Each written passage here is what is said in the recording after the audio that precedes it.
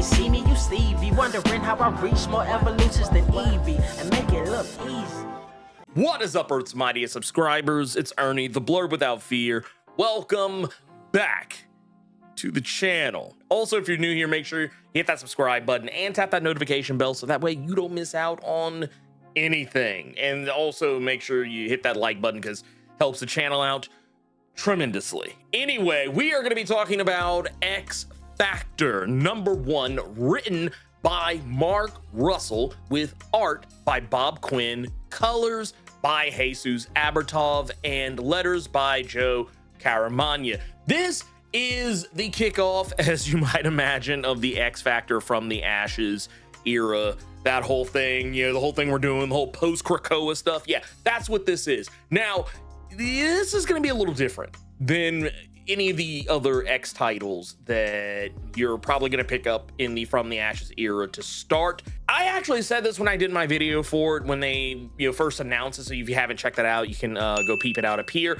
But in that video, I talked about how this book was probably going to be the most different of anything that you're going to read because it's not a stock standard X-Men title. It's actually taking some of the elements of the original X Factor and some of the elements of the X Factor relaunch that I think people might remember a little bit more. I know there are some people who are not aware that the original X Factor was basically just the 5-piece original recipe X-Men squad, which was basically Cyclops, Jean Grey, Beast, Iceman, and Angel. And then later on in 1991, that was about roughly the time where we got the government-sanctioned X Factor. This is kind of taking a little bit of that old and mixing it with a little bit of that new, but also telling a story that, while yes, it's about X Factor being a government-sanctioned entity that goes out and fights the good fight, but to protect specifically American interests. Now take that into consideration with this,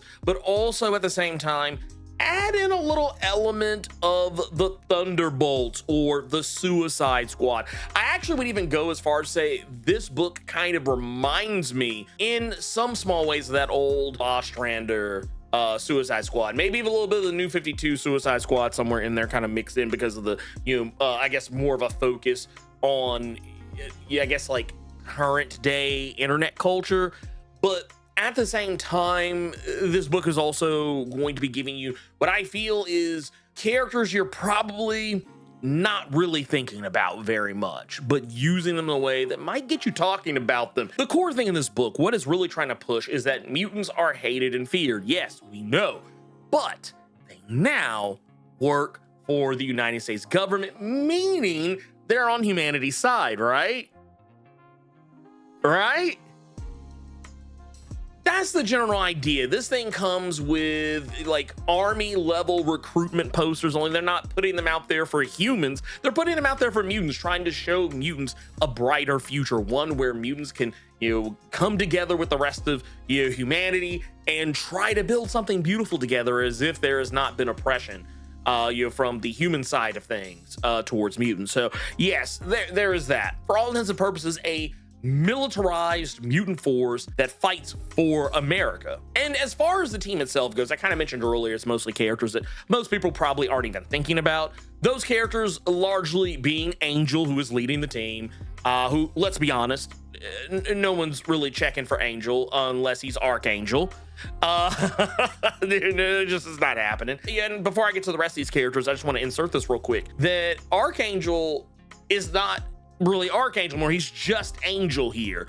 And he makes a passing mention that he's not even able to turn into Archangel anymore. And I find that interesting because for those that may or may not remember, this is, and I don't want to get too deep off to the weeds on this, but just know that for the past decade or so, Angel has been able to transform between his normal human form and his blue human form where he's got the metal wings. He's been able to do it on a dime. As a matter of fact, he did it as recent as the X-Men Heir of Apocalypse story arc that was 4 issues that literally just wrapped up not like 2 weeks ago, if even that. And he did it there. He literally turned from human form to blue human form to Archangel on a dime, and for whatever reason, he can't do it here. And there was nothing that was said or done in that Heir of Apocalypse story arc that would give you any inclination he was no longer able to do this. So this is something we'll have to figure out later. But the other characters that are going to be involved with this are former X-Force member Feral, who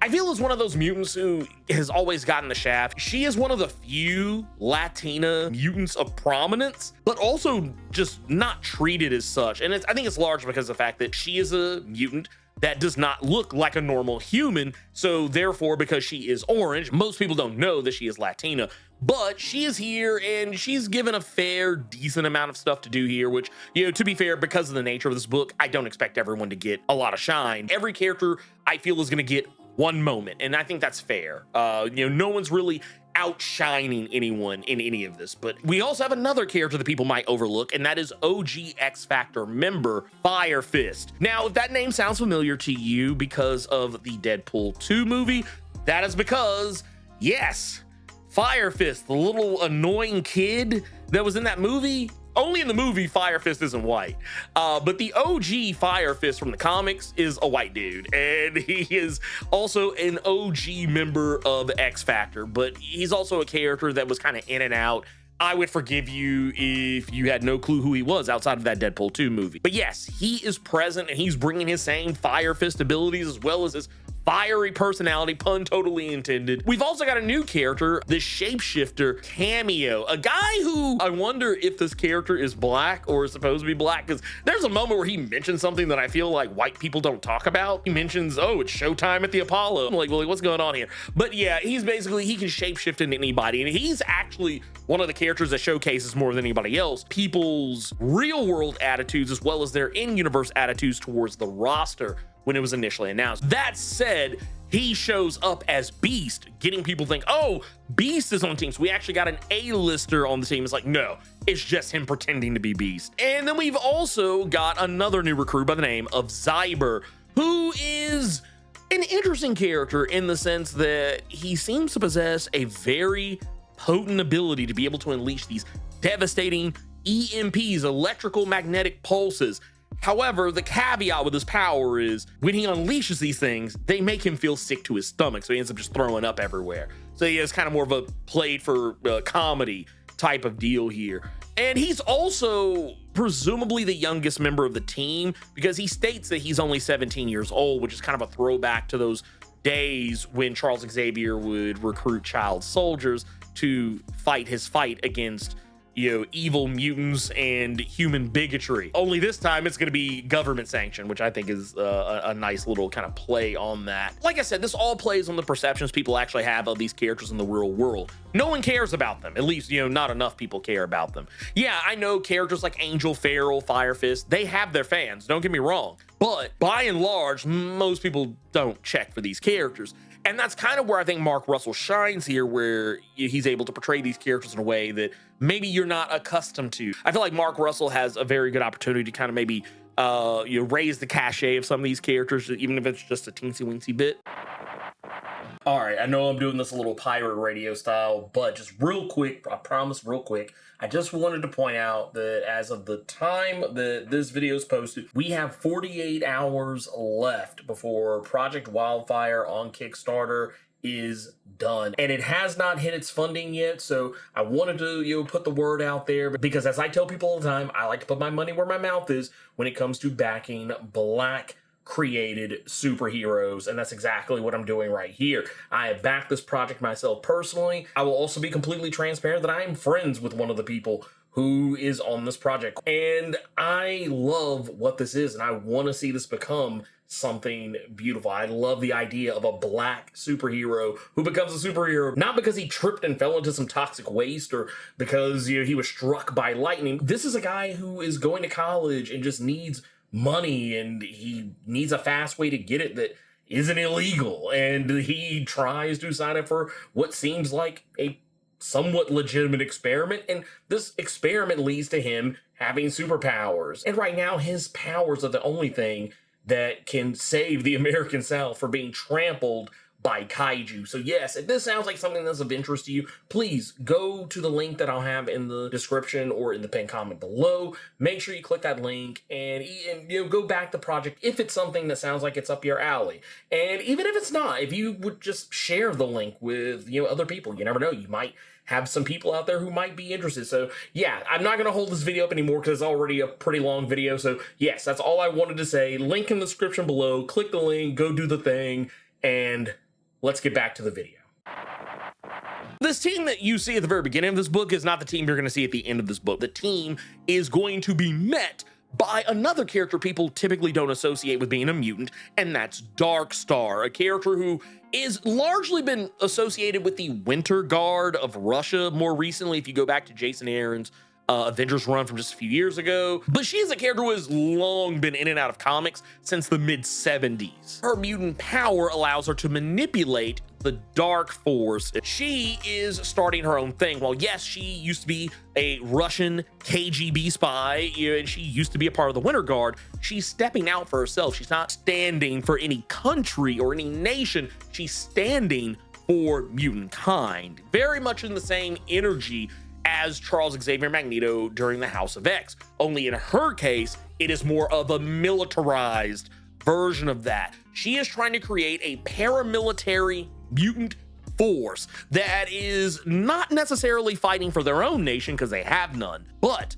they are fighting for any nation who's willing to pay them. And that's kind of where characters like Havok come into play in the story, because for those who don't remember, during the Dark X-Men series, he was effectively a zombie, and he seems to have gotten better, very likely benefiting from the resurrection of all mutants during X-Men Forever and the Fall of the House of X, Rise of the Powers of 10, closer towards the finale of all of that. All mutants who were dead were brought back to life, and I assume Havok would qualify. But at the same time, he probably still has some of that trauma from his death in Dark X-Men. But Havok sees the writing on the wall because Darkstar tried to recruit him. And he wants to join X-Factor to try and stop her because, as he sees it, while he doesn't necessarily trust X-Factor, he don't trust Darkstar either. And he knows that Darkstar is very likely going to do something terrible before she ever has any chance to do anything good. So he wants to go to X-Factor, even though he knows he shouldn't, even though Polaris is telling him not to. And he's doing it because he wants to be able to change it from the inside. And of course, as Polaris tells him, you're not going to be able to change it from the inside. It's just going to change you. And now we see, whereas the first mission where X-Factor tries to take on Darkstar, it goes completely ass over tea kettle, and it's sad because a lot of good characters died in this. So yeah, if you were sitting here thinking that, oh, okay, yeah, we're gonna get to see Feral and this new character cameo and Fire Fist get to do the damn thing, no, you're not. Pretty much everyone on the team, with the exception of Angel and Zyber, dies in the attack trying to fight Darkstar. Now, it is left ambiguous with some characters. It's hinted that some characters may have survived.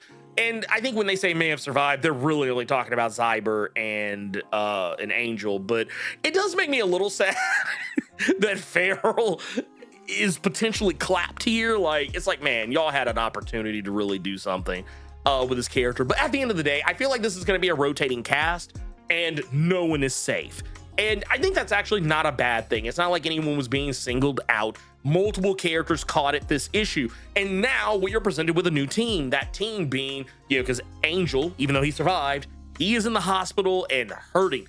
Granted, he should be able to get better soon because he does have a healing factor. And Zyber is the only other survivor who's actually walking around. But all that aside, because the government, the United States government, aimed a mutant cop force at a pro-mutant military force, it has created a turn in public opinion. Now people love mutants, or at least those mutants. They don't like other mutants. Because as Mark Russell tells us through the words of Roger Broderick, if you want to make people not hate mutants, make mutants fight other mutants. Kind of funny because it's not the first time we've seen this. We actually saw this back in the original X-Factor. It just wasn't played up quite as heavy as it is here, and we have seen this in other iterations of X-Men and various other X titles. But what I love is how this is leaning more into the satire element of it, and I think this is actually better for it. Not trying to play it straight, not necessarily trying to play it for laughs either, though there definitely is some laughs, but it's playing it for political satire. You're kind of splitting the difference between them. Yes, it's serious as a heart attack, but it's also knowing when to have a little bit of fun too. As Roger Broderick says, people don't really care about the characters, they care about the story, the narrative, what things look like. Everything is interchangeable, which is why, even though the entire X Factor team failed in their mission, they failed in a mission to try to stop other mutants, and people saw them as sympathetic and saw them as righteous. So now they're able to field another team with some characters that were actually mentioned earlier in the book. We see Havok, who is backed by not only Frenzy, a character who I was very happy to see involved in this, and I'm absolutely terrified at the prospect of her probably getting clapped somewhere down the road as well, same as Feral and Fire Fist and Cameo. But we also see characters like Dr. Cecilia Reyes, a character who was kind of back of the bus during the Krakoan era. She mostly just kind of showed up to be the doctor, and that was it. We also have characters like Pyro, who took a back seat after Jerry Duggan's Marauder series. We also see a new character, one I've talked about before, character by the name of Granny Smite. If you don't know, if you didn't get a chance to see that video, go check it out up here. But she is a mutant who has only recently discovered that she is a mutant. She is an octogenarian superhero whose mutant power is that she can't die, at least not of natural causes, or at least as far as she knows. She has survived multiple different bad things, like her house burning down, a plane crash, and various and sundry other things, and she is largely still alive to tell the tale. The only problem is that she ages normally, in that she might remind you of the X character Amanda Mueller, a woman who was also a mutant, blessed with immortality, but not a type of immortality that kept her from aging. And then you also have Zyber, who seems very reluctant to remain on this team, which I find interesting considering the fact that he was very all in on the team. It was all fun and games and sunshines and rainbows and puppy dogs, until the shit hit the fan. The body started hitting the floor, and now he doesn't seem very certain he wants in. This is giving Suicide Squad vibes, but with a clear message. And I would actually even say a clear message about a lot of things. Like the message here with what they're trying to do with mutants, trying to get them to be effectively cops for other mutants. The idea that we take mutants and we put them at the forefront of mutant problems to fight mutant problems. The world does not like X Factor. They don't like mutants. They actually don't give a damn about any of the mutants on the team, which I thought was kind of funny considering that it kind of mirrors real world sentiment. Like, I think that Mark Russell knew exactly what he was doing when he put together this squad. When he fielded this initial team of X Factor, he knew precisely what the assignment was. And I feel like there's a lot of real world, like meta commentary in this book. And I'm gonna go ahead and say trigger warning, because I'm going to right now. Some of y'all have gotten real spicy with me in these comments whenever I have talked about why the Krakoa era needs to end, or that y'all need to let that Krakoa shit go so we can move on to the next thing. Yeah, y'all ain't gonna be happy with this. I'm gonna go into it right now. If you're one of those people who's still carrying the torch for Krakoa, yeah, I'm gonna go into it right now. You have been called. You have been called out.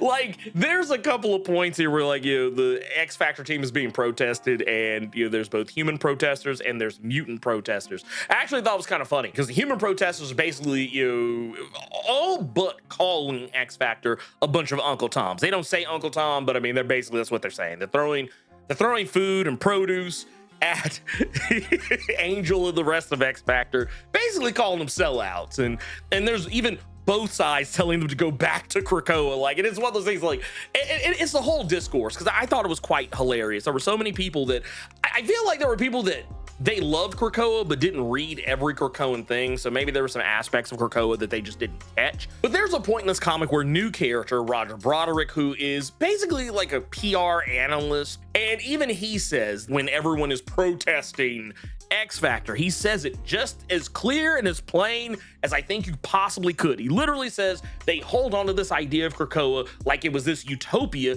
that everyone somehow misremembered. They think all mutants should boycott human nation states as if that's possible. Well, here's the thing. Well, the second part, I mean, it makes sense. It's very clear because, you know, they had their own mutant nation. They have to go back to human nation. So yeah, that's the thing.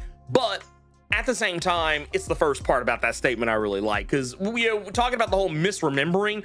There is a lot about the Krakoan era that was shady. These things were intentionally written into the story so that Krakoa would not be so perfect. While it was great at first when it started, it was when we started seeing the cracks in it. That was where the actual story was taking place. And I think a lot of people miss that. Like, I think people romanticize Krakoa so much that they didn't see it for what it was. And granted, you know, the characters are kind of that way too, because a lot of them aren't a privy to every single thing. It's not to say that Krakoa sucked overall, but I mean, let's be honest, it sucked because a lot of the mutants that were like your core characters didn't really realize what was wrong with Krakoa until it was kind of too late. But hey, mutant resurrection and everybody getting cheeks, right? Yeah, am I right? Yeah, that's all that matters. But no, this is about a bid for power. This is not about uplifting mutant voices. This is about a bid for power because basically the government is treating this X Factor team as their own nuclear arsenal, which is very funny considering there's a whole book by Kieran Gillen right now out called Power Fantasy, which is not necessarily played for laughs the way some of this is. It's actually played more straight. But I just find it funny that, you know, these things are kind of coming out around the same time as one another. Now, one of the things that was brought up is that this is going to have some espionage elements. The fact that there's going to be a character working against the team from the inside. I think it's safe to say that's probably going to be Havok just because of some comments he's made earlier on. And we also know Polaris is going to be pulling up at some point. I don't know if she's going to be joining the team per se. It's not really hinted she's going to join the team. She seems very much against it. It even seems based on the cover for X Factor #2, she's going to be fighting against the team in the next issue. But I think, you know, covers often lie, so I don't think we have to really worry about any of that. But I feel like at the end of the day, this book is going to have a lot to say. And, you know, if you're one of those people who has been on the fence about X-Men from the Ashes, and honestly, I get it. It's very difficult to go from having this huge major comics event, you know, heralding the return of the X-Men, and having a major comics event heralding the end of that era, and then just moving on back to X-Men as usual. But I mean, here's the thing. You can't get that magic back twice. So I get it why some people probably feel that From the Ashes isn't hitting as hard as the House of X era did for them. But you also have to remember, you missed the X-Men when they came back at House of X. Just remember that. That's a different vibe. The X-Men were largely back of the bus at Marvel until House of X. That's not even an opinion.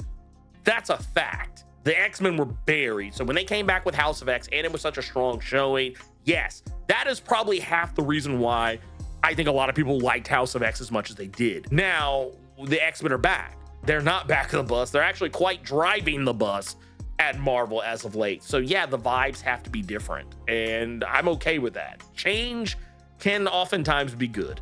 But that's it. I like this book. I like what Mark Russell's doing here. Bob Quinn's art is fantastic on this. Really, everybody working on this is doing a pretty fantastic job. And if the political satire elements of this book carry on, I think we're all going to be better for it. As for what is behind the big, you know, metal door, which is kind of funny because it's in the bonus page when you use the QR code, which is the thing they're only doing for the first issues. We see that thing being there, and it's kind of hinted at earlier. We actually see the door earlier in the issue, but it almost seems as though we see the thing behind the door, but we actually don't. And here it's said by General Mills that once people figure out what it is we're hiding behind this door, you know, their opinions and minds are going to change, you know, about what they're doing. And I think there's a very specific wording used here. General Mills says what, not who. So it leads me to believe it's not a person, that it's a thing, like maybe not even an actual sentient thing, like something that might be a holdover from the previous Krakoan era. And who's to say what that could potentially be? We'll have to wait and see. If it is a person, I don't think General Mills is the type of person that would use the type of language to describe a mutant as a thing. At least I don't think so. She doesn't strike me as a anti-mutant bigot. She almost seems to have a cold, calculated understanding of why humans don't like mutants, and is almost speaking as though she's got some skin in the game on some level. You know, she knows why mutants are hated and feared, and she knows why any attempts to rehabilitate mutants in the eyes of humans is probably not going to work. She even seems kind of angry about it at one point when it comes up. Almost starting to wonder if she might be a mutant herself, or if someone in her life that's close to her is potentially a mutant. Maybe that's why, but I don't know. I'm getting vibes. I'm getting vibes. So we'll just have to kind of play the waiting game on that. You guessed it, obligatory channel outro time. If you're not subscribed to the channel, consider doing so. Clicking that subscribe button and tapping that notification bell ensures that you get more videos just like this one, and you don't miss any of my other content that I drop throughout the week, plus my live streams every Thursday and Saturday. And if you enjoyed the video, make sure you click that like button, keep it plus ultra, and sound off in the comments.